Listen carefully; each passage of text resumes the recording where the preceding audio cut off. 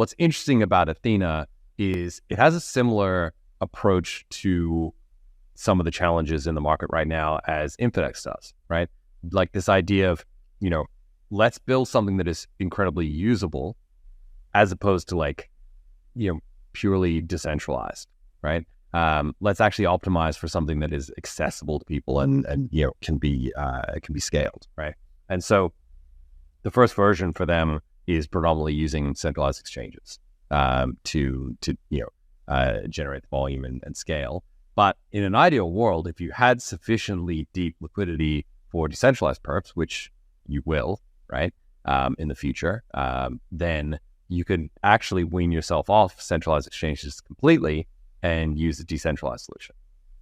So there's a lot of synergies between Synthetics and Infinex and Ethena in the sense that if Infinex is able to scale up to the same depth and open interest as, let's say, Bybit or Binance, right, on BTC and ETH perps, then you actually could come in, maybe you'd have to use, if you were going to try and do it with Bitcoin, maybe it's wrap Bitcoin or something like that, or TBTC or some other Bitcoin derivative. But on an ETH basis, you just bring ETH, drop it in, done, right? And that uses a decentralized execution engine in Synthetics.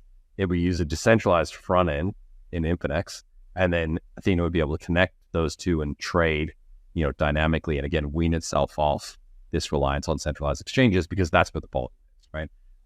But yeah, Athena's super live. It's really interesting to me. And obviously another thing that I think is going to scale up a lot through next year. The interest rate at the moment is like 19.8. So it's getting scarily close to the old magic 20%. Let's hope that it stays under 20%. Honestly, I've seen it at 30 and 25% recently too. It's nutty. Yeah. So, if that genuinely can scale and we can wean Ethena by providing deep liquidity on a decentralized exchange, it has the potential to be a very powerful decentralized stablecoin. So yeah, super bullish on that project.